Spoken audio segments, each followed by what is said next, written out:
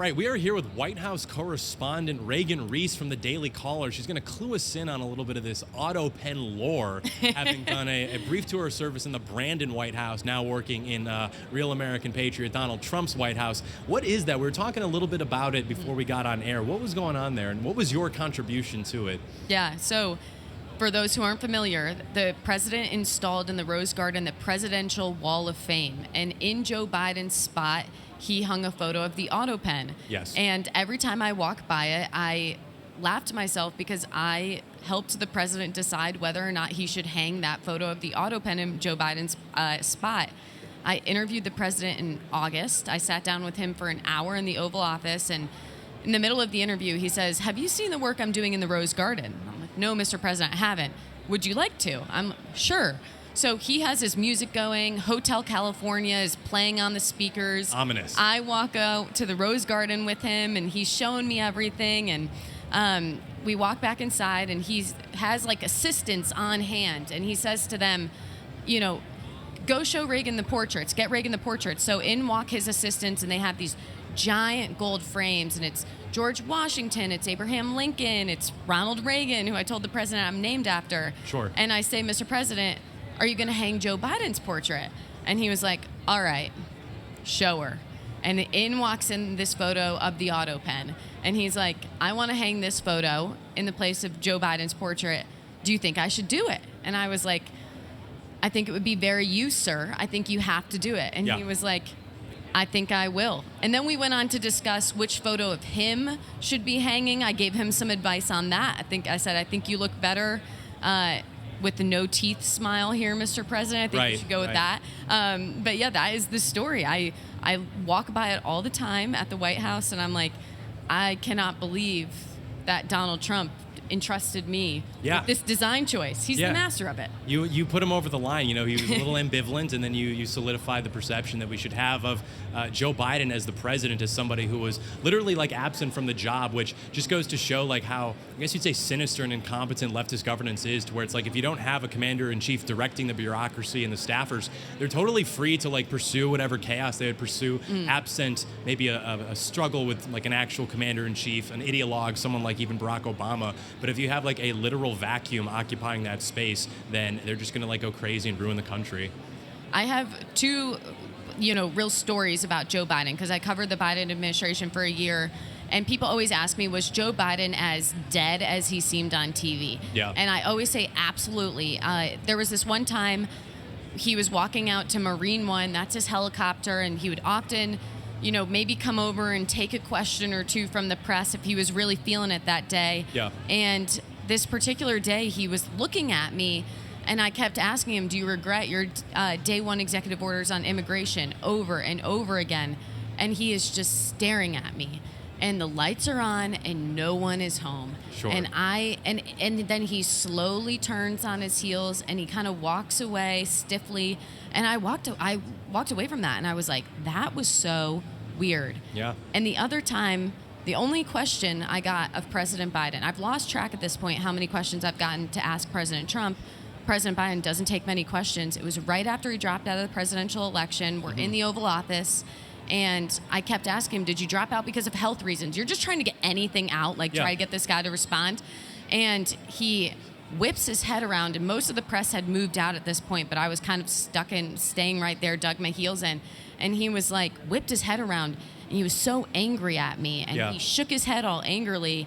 And then they ushered me out, and I was like, these were just two so bizarre interactions. And now we have a president that almost won't shut up when you ask him a question. Now, he's a yapper. He loves working with the press. He loves answering questions. And that was almost, maybe I'm reading this incorrectly, but like a rare moment of honesty from Joe Biden, where he's angry at you for asking questions because he understands what's going on. All the other reporters and the press and the media are all there to just like, "Oh, what's your favorite kind of ice cream? What's your favorite?" Just very, easy softball questions. And so when he's dealing with a reporter who's actually trying to hold him accountable to his own words, to his own actions, he's almost offended by that you're not playing along. Like, they're all trying to play pretend, and you're just ruining it for them by, trying to actually do your job, basically. Yeah, and it was almost like, how dare you not leave when I told you to leave? Because when you're in these Oval Office press conferences, as soon as there's an indication that it is over, the president will have staff that essentially their job is to corral you out. They're called wranglers. And President Biden's were very aggressive. They don't want you asking any questions of President Biden. I mean, at one point, I was like quite literally like kind of pushed out by the staff. You're not supposed to lay hands on the reporters at all. And so that was totally also what was going on there was he was like, why aren't you listening to my staff? Why is this pesky reporter still standing here in front of me?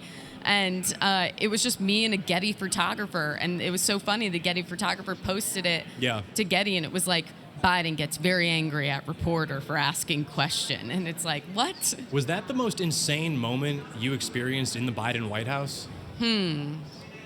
No, actually it's not. I'll tell you another story. There was a time we were getting ready to go into the Oval Office, and we're all lined up.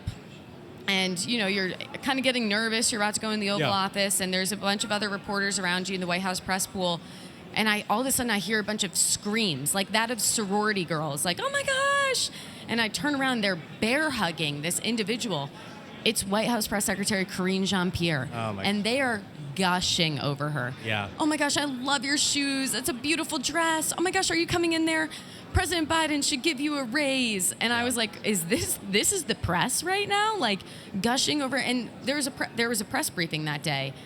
And in a couple of hours, you're supposed to hold this woman accountable. And instead, you're sitting here like just fawning over her, hugging her. It was like so gross. And it was a moment where I was like, this is like, people don't realize how bad it is behind closed doors. Oh, yeah. Yeah, there's a song by a sort of forgotten pop punk band of the 2000s called Bowling for Soup. The song is called High School Never Ends. That informs something like 70% of my politics, because as you get, more involved in politics, start like working with these people, being around them, it literally is just like high school again, and all they're concerned about is the same sort of like student council dynamics where, on TV, like we disagree, but they're all friends with each other, and they all like think, they do exactly that. I won't do the same impression, but that kind of behavior, like the girls getting together and just like, being more interested in shoes and things like that, rather than like actually asking her questions about a country that is so obviously in decline. And it's very disheartening to see, to say the least. Yeah, and I'll also say I was essentially invisible to these people before Trump became in office, and no one really spoke to me when I started on the White House beat. I kind of expected like it's a tight group of reporters. Somebody will come up to me and say like, "Hey, I noticed you're new here. We have a seat in the White House briefing room." There have been many really great White House correspondents before me at the Daily Caller. A lot of people forget that Caitlin Collins was the first Daily Caller White House correspondent. I expected someone to be nice to me. Nothing.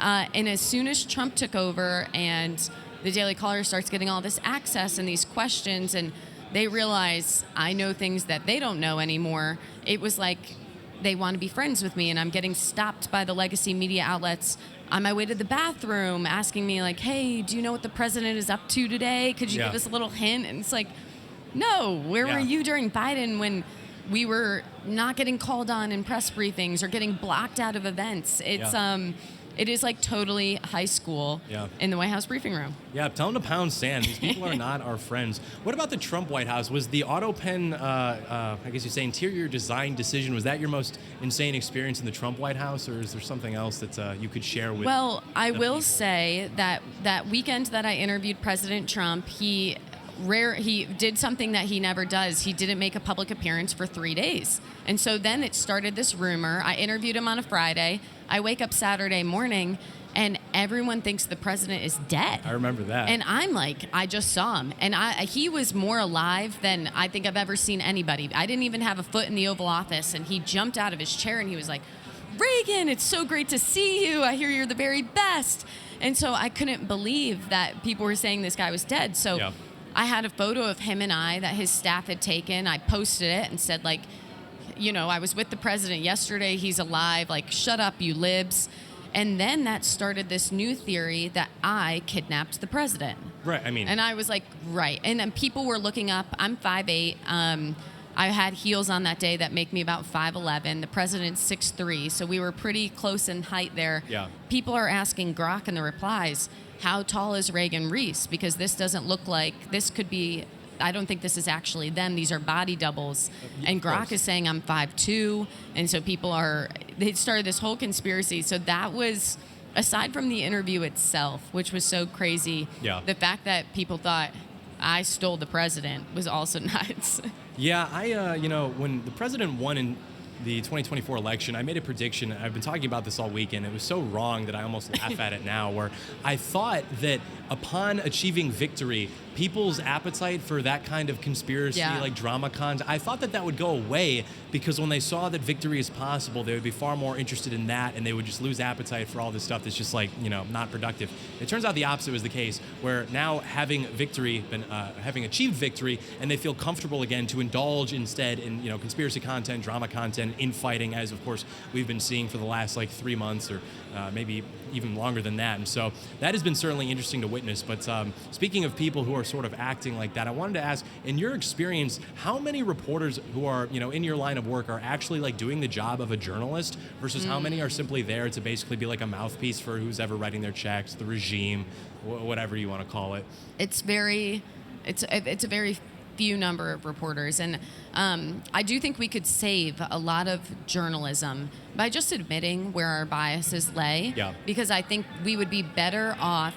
I think it's better off. I'll ask anybody asks me, I'll tell them I voted for President Trump. I'm a registered Republican, and you should read my reporting and anything I put out there through that lens, and then you can decide whether you think there's a bias or the slant. And I'm sure there is. I'm reporting through that lens, but to pretend like there are some reporters out there who have absolutely no opinions whatsoever is just naive, I think, because reporters our job is to read and read and read and inform ourselves.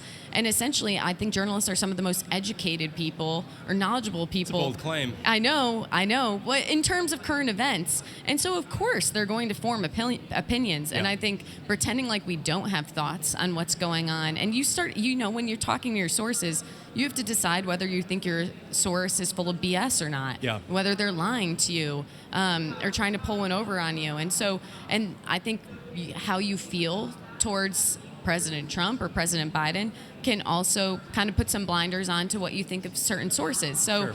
I think we have a little bit of a problem on both sides of the aisle with that. I think we could be a little bit more upfront about where we stand. I think it's more of a problem on the legacy media. And I also would encourage those quote-unquote right-wing outlets to, it's okay to criticize President Trump, because I actually think he really respects it when someone tells him that they think maybe he's not doing something that's right. Sure.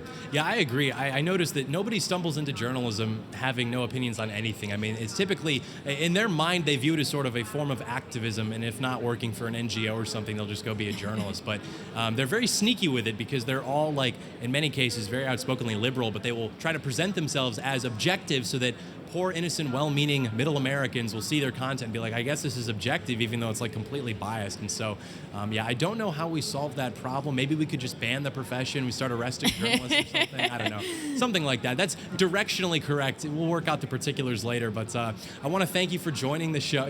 No need to comment on that. I want to thank you for joining the show. Please tell the people where they can find you if they want to see any of your content. I was going to say, that's probably going to be like a clip on Daily Beast tomorrow. They're going to be like, 2 reporters call for journalism to be banned, and we're going to be smeared or whatever. And look, they walked right into it. They're making our lives more difficult. I wouldn't have even known about them, and now they write articles. And so, we'll send them to Gitmo. You can find my stuff on the Daily Caller website. I'm Reagan Reese. Instagram, Twitter, all that good stuff is Reagan Reese _. And I also have a Substack that I write for the Daily Caller, where I kind of give this inside perspective on what happens when I go into the Oval Office, how I get that question. I get the president to wink at me occasionally to know that he's going to come to me. And so all that good behind-the-scenes stuff that you're not going to get if you're watching CNN or ABC or what have you. That's right. Awesome. Reagan, thank you so much. Thank you.